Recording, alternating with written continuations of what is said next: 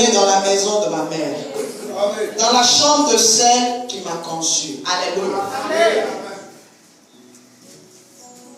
Je vais parler pendant quelques minutes à toute cette assemblée, et précisément aux mariés, parce qu'aujourd'hui nous avons deux couples, un ancien couple, un vieux couple qui a essayé de renouveler ses vœux, et un nouveau couple qui entre dans la vie maritale. Amen. Alléluia. Amen. Mais aujourd'hui, je ne parlerai pas de Genèse, du chapitre utilisé par excellence pour prêcher pendant les mariages. Alléluia. Amen. Mais j'ai pris le livre de Cantiques, qui n'est pas moins intéressant, mais qui est utilisé rarement. Alléluia. Lorsque vous voyez qu'on parle de Cantiques des Cantiques, c'est un livre que Salomon, le fils de David, qui était doté d'une grâce extraordinaire de sagesse, a écrit. Mais ce livre a une particularité. C'est un livre qui révèle la profondeur d'amour et la capacité de transformation qui peut exister en un être humain. Amen. Lorsque vous lisez le livre des Cantiques, c'est un livre même quelquefois qu'on peut trouver un peu grossier. Mais c'est un livre vrai, je l'aime beaucoup. J'aime ce livre-là parce qu'il me permet de bien vivre d'abord. Lorsque je lis le livre des Cantiques, je comprends que Dieu aime l'amour. Mais Dieu aime l'amour saint. Et qu'il y a trop de dogmes et de doctrines qui ont été posées autour de l'amour aujourd'hui qui fait que l'amour entre chrétiens n'est pas intéressant. Je ne parle pas de l'amour agapé, l'amour des frères en Christ. Je parle de l'amour en tant que conjoint, en tant que couple. C'est un livre saint, la Bible. C'est le livre le plus saint du monde. Mais lorsque vous voyez ce que Dieu a permis qu'on insère au travers de ce livre, inspiré par un homme, inspiré par Dieu, mais à un homme doté d'une sagesse divine, vous comprenez que Dieu aime l'amour et les choses bien faites. Un chrétien qui rentre dans une relation amoureuse mal faite, une connexion mal faite, ou une connexion bien faite mais mal gérée, va se retrouver en train de sortir de la présence de Dieu parce que la personne n'aura pas saisi la capacité que Dieu lui donne. Alléluia. Amen. La Bible dit dans le livre des Cantiques 3, au verset 1, qu'une femme parle. Or, Salomon a eu 700 femmes légitimes. Il a épousé légalement 700 femmes. Alléluia. C'est pas bon du tout. Et 300 concubines. Donc il avait 1000 femmes. Il était beau, grand. Donc son atmosphère était tout le temps remplie de femmes. Il a pris le temps de tester, d'écouter, de découvrir la femme. Il a pris le temps de regarder des hommes où lui-même il a souvent écrit des choses qu'il ressentait personnellement, mais de manière impersonnelle. Lorsqu'il écrit, il écrit comme si c'est quelqu'un d'autre. Quelquefois, ses écrits aussi démontraient, inspirés par Dieu, que Dieu se mettait à la place d'un amoureux, puisque dans le Nouveau Testament, nous constatons qu'il parle de l'Église, qui est son épouse, et Jésus est l'époux. Alléluia. Amen. Donc, quand nous lisons la Bible, quand nous lisons les Écritures, nous devons lire les Écritures, pas de manière linéaire, mais de demander au Saint-Esprit de nous révéler la pensée vraie de Dieu. Amen. Si l'Église va mal aujourd'hui, c'est parce que l'Église est mal gérée et elle se gère elle-même mal. Et vous allez remarquer que l'Église dans le monde entier est dans le même état que les couples du monde entier chrétien. L'Église va mal, les couples vont mal. Parce que nous ne connaissons pas nos limites et nous ne connaissons pas la limite des bornes que Dieu nous permet de dépasser. Lorsque le chrétien de Dieu, soit il est extrémiste, ou il est déconnard à souhait. Parce qu'il n'y a pas de canevas. Il n'y a pas de juste milieu. Le mariage, ce n'est pas une histoire d'une prison. Le mariage, ce n'est pas la captivité. Parce que même la vie chrétienne, ce n'est pas la prison. Alléluia. Jésus nous a donné des limites. Mais même dans sa manière de vivre, il a permis à ses disciples d'avoir accès à certaines choses. Alléluia. Alléluia. Si une vie chrétienne est mal vécue, généralement vous devez bien contrôler l'état mental de la personne qui vit mal sa vie chrétienne. Parce que la Bible dit que nous prospérons comme prospère l'état de notre âme. Tu ne peux pas prospérer au-delà de ton âme. Si ton âme est petite, ton âme n'a pas un esprit élargi ou n'a pas des yeux. Parce que ton âme, c'est déjà une entité, considérée comme un esprit. Donc si ton âme n'a pas l'esprit, n'a pas des yeux pour voir loin, ton âme va te fragiliser et te retenir malgré ta prophétie. Dieu ne peut pas prendre des chrétiens issus des familles de païens, les imposer, leur donner le mariage, pendant que le mariage n'existe nulle part dans la famille, et que ces chrétiens-là ne donnent pas envie à ceux qui sont dehors de se marier. Je refuse. Après toutes les délivrances, après tous les combats spirituels, tu dois quand même être distingué par rapport à tes frères. Ça veut dire que si dans la famille vous avez des problèmes au niveau du mariage, que vous n'arrivez pas à avoir des conjoints, lorsque toi tu auras rempli toutes les formalités et passé par tous les préceptes bibliques et que tu finis par avoir un mari, ton mariage doit être doux, ma fille. Ça doit être doux. Quels que soient les bons et marées, tu dois assaisonner ton mariage. Alléluia. Alléluia. La femme dit, j'ai cherché celui que mon cœur aime pendant des nuits. Je ne l'ai point trouvé. C'est aujourd'hui le problème de plusieurs chrétiens qui vivent dans la même maison, qui sont mariés, mais la présence humaine n'est pas le problème. C'est un cri, c'est un appel qui vient de loin, où les deux sont dans la maison, mais sont comme des voisins ou des colocataires, qui ne partagent rien véritablement, ou quelquefois qui se cachent derrière l'église, derrière la parole de Dieu, pour ne pas régler les failles et les tares. Alléluia. Je vous donne un exemple simple. Lorsque vous voyez une femme qui commence à se plaindre, je donne un exemple là, d'une insuffisance sexuelle, par exemple, de son mari, vous allez voir que, au lieu de comprendre le problème, on traitera cette femme de sirène des eaux, de Jézabel, de femme adultère, tout simplement parce que la faille est là, le problème est là. Mais à qui on va l'expliquer? Qui aura le courage de donner des orientations, de pouvoir prier? Et si la prière ne marche pas, qui pourra donner des conseils afin que ce couple-là puisse s'épanouir, afin que la femme ne soit pas seulement un instrument pour mettre au monde, mais qu'elle soit une femme mariée.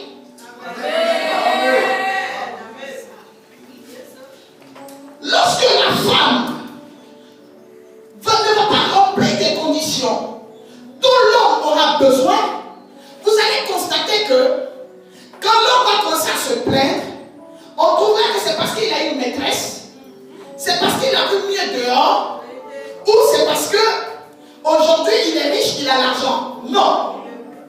Parce qu'il y a des problèmes que les chrétiens ne règlent jamais. Et ce sont ces mêmes problèmes qui emmènent les chrétiens à être exposés. Parce que le divorce sort de ça. Ce que vous ne voulez pas régler en intimité,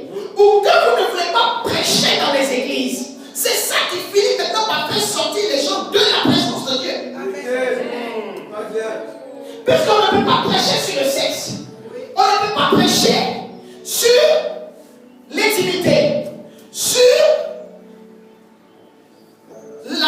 comment je dis, le bien-être. Écoutez-moi bien.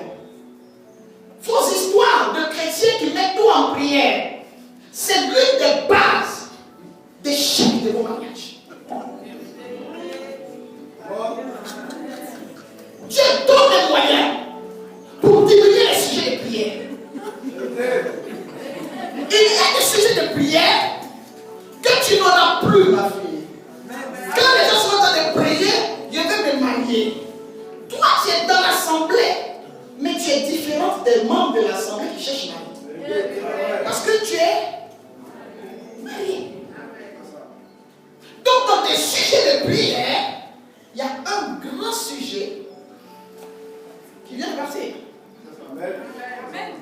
Alors, le chrétien doit comprendre qu'il peut arrêter d'être problème et commencer à devenir solution. Amen. Le chrétien devient solution quand il trouve des solutions à ses problèmes.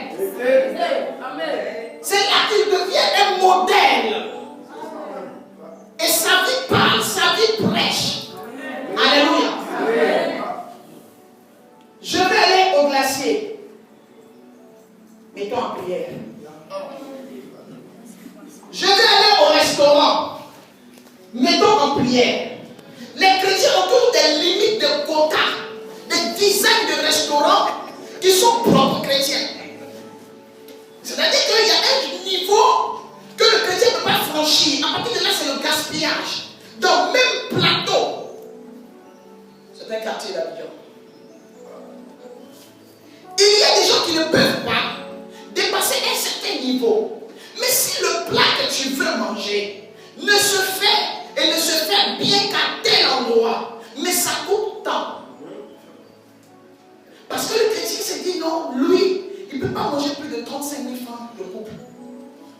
Donc tout ce qui va au-delà de 35 000, ce n'est pas la peine. On laisse. La femme dit, je suis dans le lit, mais je cherche celui que mon cœur aime. C'est-à-dire j'ai des problèmes, je ne suis pas à l'aise. Et je ne l'ai point trouvé. Pendant des nuits.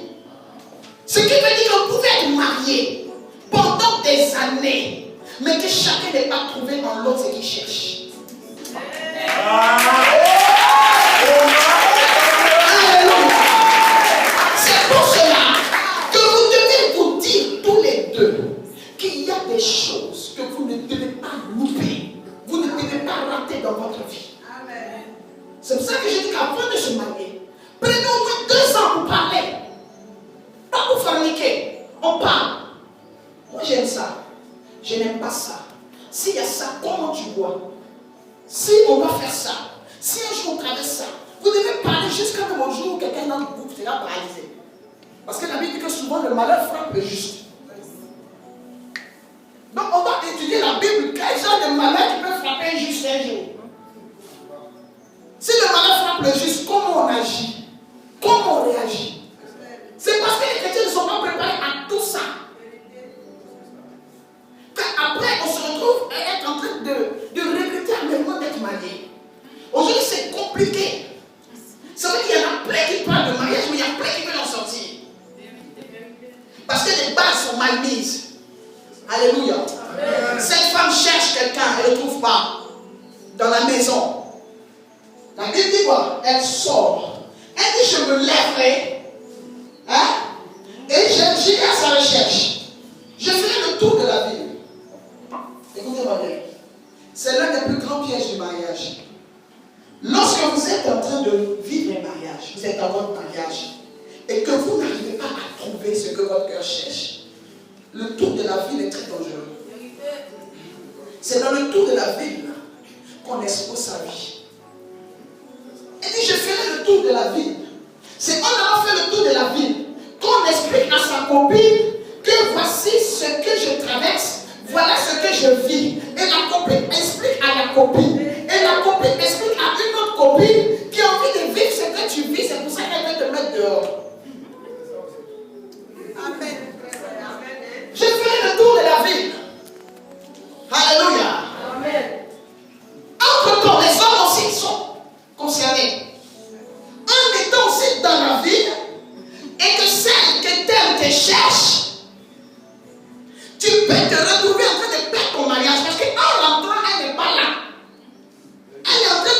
chercher. Puisqu'elle cherchait celui que son cœur aime. Donc pour le trouver, il faut sortir. En sortant, lui peut rentrer.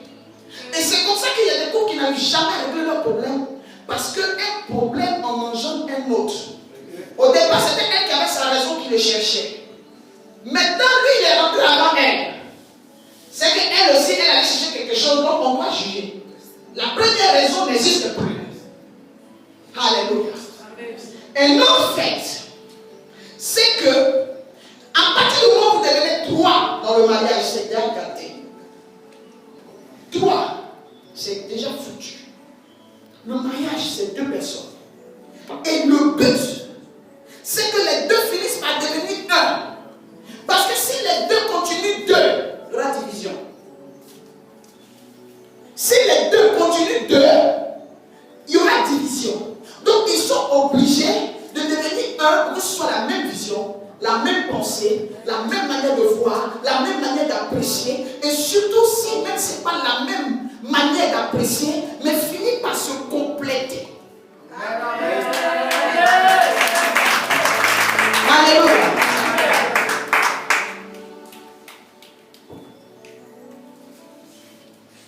Dans les rues, sur les places. Nous sommes fatigués des couples qui sont dans les rues et sur les places. Ou dans l'église, on ne peut plus prêcher l'évangile. Pendant le culte, c'est votre vie. Avant le culte, c'est votre vie dans les commérages. Et après le culte, on sait d'avance, même sans prophétie, qu'on vous critique là. Parce que vous-même, vous exposez vos vies. Les gens qui sont à l'église, ils se cherchent. Chacun est dans l'église pour un but. Que Dieu opère dans sa vie. Donc tu ne peux pas laisser ce que toi tu as pour te confier à quelqu'un qui se cherche. Alléluia. Homme comme femme. Femme qui aime amitié. Homme qui aime amitié. C'est qui ne veut pas durer dans le mariage. Alléluia. Et s'il vous plaît, les histoires de l'homme et le chef de la famille, nous sommes tout à fait d'accord. La femme doit soumission, c'est vrai. Mais, écoutez-moi bien, c'est parce que la femme a la difficulté à se soumettre que Dieu lui a demandé de se soumettre. Et parce que l'homme a la difficulté d'aimer que Dieu lui a demandé d'aimer. D'accord. Mais écoutez aussi que le verset ne commence pas par dire femme, soyez soumise. La Bible dit que Jésus-Christ a aimé l'Église jusqu'à donner sa vie pour elle. Donc l'épouse doit rencontrer un homme qui est prêt à donner sa vie pour qu'il y ait un mariage. Je vous parle, je suis une femme mariée. Vous avez vu comment je travaille. Pour ceux qui m'observent, je voyage énormément.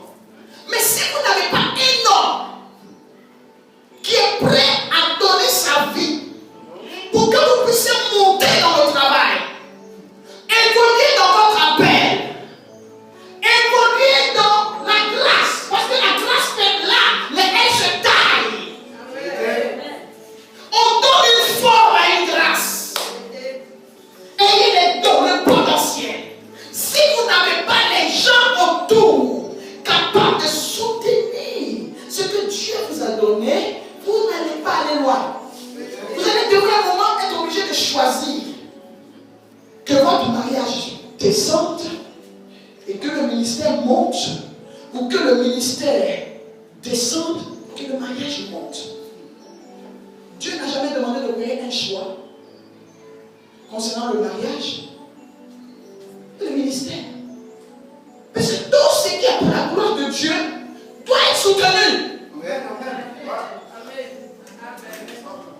Alléluia. Il y a aussi le fait des appels. Parce que Dieu peut appeler l'homme comme appeler la femme au ministère. Une fois que quelqu'un m'a appelé, on m'a interviewé dans une nation, on m'a dit, mais vous voyagez tellement. Comment vous faites? J'ai dit, mais parce que ma famille a compris que je suis comme un chef d'État, ou femme de chef d'État, ou comme un médecin, comme un pompier, comme un ambassadeur et diplomate. On a besoin de moi dans le monde entier pour régler des problèmes. Dieu m'a doté d'un don, d'un talent, d'une capacité afin que cela puisse servir. Alléluia. Mais c'est parce que ma famille a compris cela qu'aujourd'hui, vous bénéficiez de la grâce que Dieu m'a donnée. Alléluia. Alléluia. Alors vous devez comprendre que le don et le talent et le ministère ne doivent pas devenir un problème dans la maison et qu'on ne soit pas aussi des problèmes à l'appel de Dieu. Amen. Je peux appeler l'homme, il peut appeler la femme. Alléluia. Amen. Parce que la Bible est claire. C'est vrai que l'apôtre Paul a dit que lui ne voulait pas que la femme prêche parce que il y avait un problème de culture. C'est même pas soutenu parce que la raison qu'il a donnée dans le livre de Timothée, il a dit que c'est parce que le péché est rentré par Ève. Mais Jésus, avant que lui-même Paul ne prêche, avait déjà venu sur régler ce problème. Jésus était déjà allé à la croix pour régler ce problème de Ève qui avait péché. Les églises à qui Paul parlait étaient les églises sous son contrôle. Parce que le message n'était pas pour les églises qui étaient sous le contrôle de Pierre. Parce que Pierre était le père de l'église, mais il n'a jamais écrit ça. Mais chaque leader a le droit de gérer sa communauté ou ses communautés selon la vision qu'il a. Et c'est selon cette vision que Paul a parlé. Mais quand nous analysons les écrits, ça n'a rien à voir avec ce qui était appliqué dans les communautés de Pierre. Amen. Alléluia. Amen. Et si nous passons ça, reconnaissons aussi aujourd'hui qu'aucun Africain n'est israélite. Nous sommes tous sauvés par la grâce. Le vœu de Lévira, c'était à la tribu de Lévi. Israël pur sang. Aujourd'hui, ils ne reconnaissent même pas. Même quand les gens vont en Israël, ils ne reconnaissent même pas tout ce qu'on appelle prophète qui vient d'Afrique. Ils ne reconnaissent pas. Eux, nous entendons notre Jésus. Mais lorsque nous, chrétiens, nous allons avoir la conviction que Dieu nous a appelés, même si les gens ne le reconnaissent pas. C'est de la même manière que quand Dieu aussi appelle la femme, c'est le même cœur, le même sentiment. Elles se sont convaincues de son appel. Alléluia. Pour dire qu'aujourd'hui, il faut aussi que la parole de Dieu soit prêchée, mais pour l'avancement du royaume, pas pour la régression du royaume.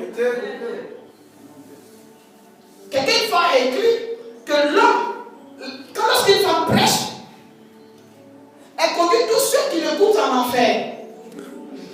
Je dis, lorsqu'un homme adultère prêche, il conduit tous ceux qui l'écoutent où? Lorsqu'il a 4 maîtresses dans l'assemblée, et que la femme qui est dans la présence de Dieu prêche, attendez. C'est pour ça que je dis que même avant de se convertir, il faut être un peu cultivé aussi.